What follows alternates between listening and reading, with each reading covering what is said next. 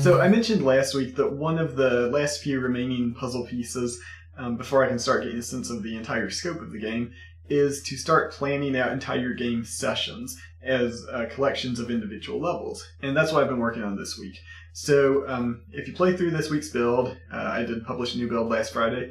If you play through this week's build, you'll see that a session of the game currently consists of 2 levels. Eventually it will probably be 4 or 5 levels. Right now there's only the one tile set, so they're both using the same one. Eventually it will follow sort of the same pattern as Gunmetal Arcadia 0, where you start in the city and go through the wilderness to the alien hive. But yeah, right now it's 2 levels, same tile set. But what you will see is it will choose a unique boss for every level. It will choose a unique mini-boss for each level. It will choose different pieces of background music for the critical path, for shops, for challenge rooms, for all these different things. And yeah, that's pretty much what I've been doing this week, is figuring out like how to plan all that stuff out so that there's no collisions. Find logical places where maybe a boss who you saw in a previous level can now reappear as a mini-boss in a future level. Just those sorts of things. Again, sort of trying to find ways to generalize some of the patterns that I used in 0 and find ways to make those procedural. So I'll switch over the game here and just play through a session and sort of commentate it as I go, as I usually do.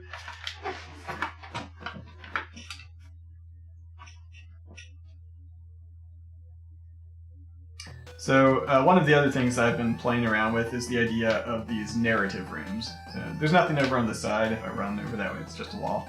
But I can talk to Ren, and she just has stub dialogue right now. But these will be sort of opportunities at the start, middle, and end of a level where if I want to inject some narrative elements, I can do that. So maybe you would run into NPCs who would sort of talk about some of the events that have happened this session or previous sessions and tie into the legacy system that way. Again, the legacy system is basically a way of rewarding the player based on things that happened in the previous session. So even if it's just sort of a consolation prize like this one, I died last time, so I start this session with an extra shield. You know, it's a way of sort of carrying over traits in a way to sort of hopefully mitigate some of the frustration of permadeath.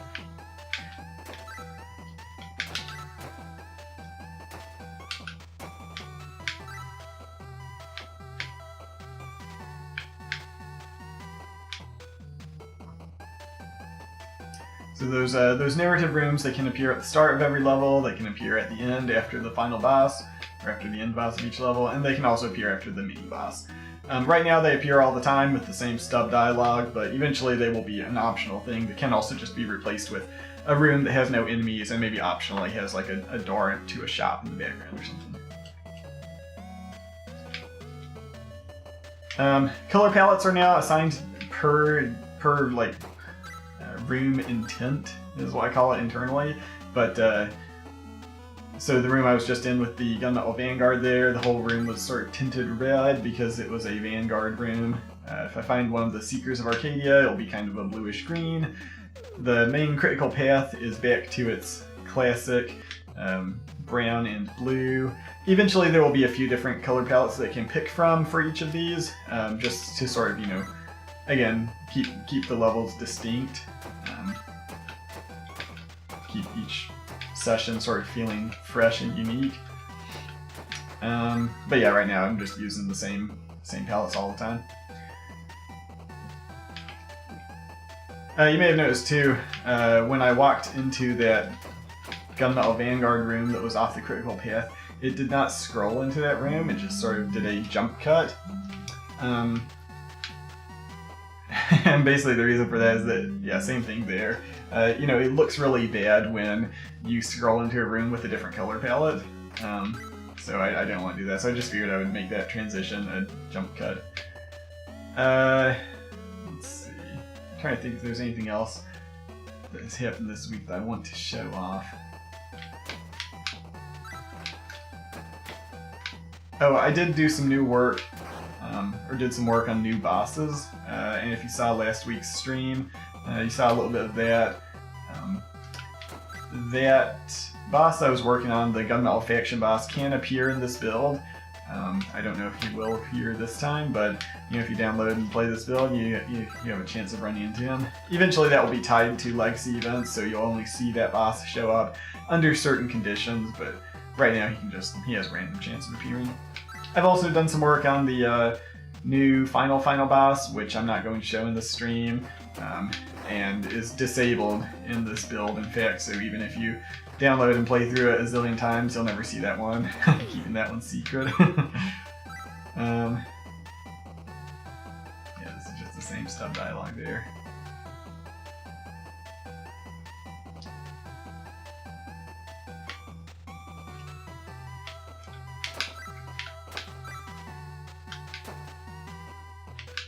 I'm just gonna kind of rush to the end and see if I do get that new boss to show up.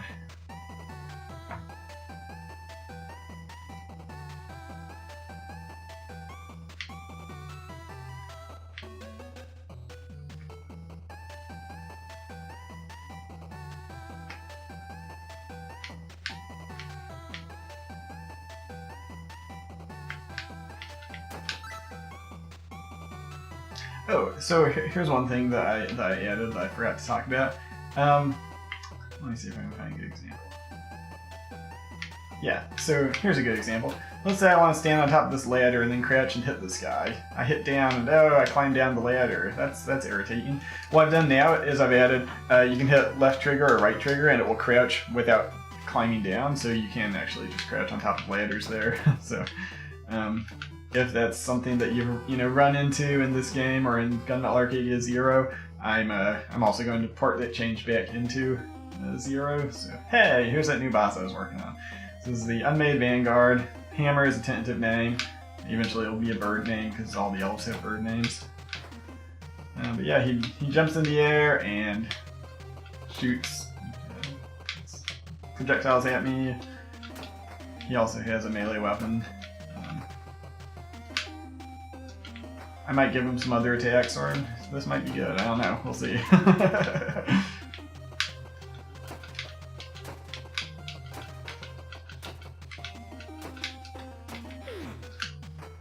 I gotta dig.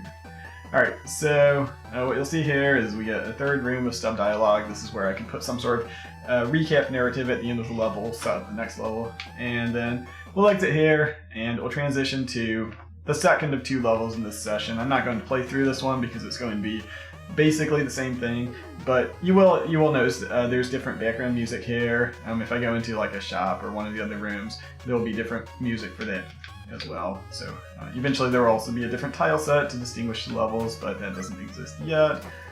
And these guys are probably going to kill me. I'll go in here just to different background music. So yeah, that's pretty much most of what I've been working on this week. If I did play through to the end of this level, you would just get the same like end of demo cutscene at the end. Eventually, what I hope to do, and it sort of depends on whether I have enough production time before this game ships, but what I would like to do is have multiple cutscenes at the end of the game that can also sort of recap the events of this session in different ways. In the same sort of way that I'm planning to do with these narrative rooms. But yeah, that's about it for this week. I will be in Arlington for Retropalooza this Saturday, so if you are in the area, come check it out. I'll be showing Gunmetal Arcadia 0 there. I'll have soundtrack CDs for sale. I'll also be doing a sale on Superwin that week because it's the 2-year birthday of that game. So yeah, come check it out if you're in the area. I've been to Retropalooza the last couple of years. It's always a lot of fun. As always, thanks for watching. This series is supported through Patreon. I want to give a shout out to patrons Jace, Benjamin, and Opie Nana for their contributions. You can find the links to my Patreon campaign below. You can also find the links to the downloadable playable build for this week, which is the one I've just been playing through here. But thanks for watching, and I will see you next time.